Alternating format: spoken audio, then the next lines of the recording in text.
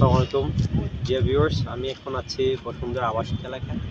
এদিকে হচ্ছে 100 ফিট, ঠিক ওই প্রান্তে হচ্ছে 300 ফিট। আপনারা দেখতে পাচ্ছেন এখানে নির্মাণাধীন বসুন্ধরা আবাসিক এলাকার যে প্রকল্প কার্যক্রম চলমান। এখনই দর্শনার্থী বিভিন্ন প্রান্ত থেকে এখানে দর্শনার্থীরা সমাগম হয়। এখানে তারা আড্ডা দেয়, কাটায়, তাদের প্রিয়জনদের সাথে সময়টা কাটায়। আপনারা সকলে দেখতে থাকুন, ভালো থাকুন, ধন্যবাদ।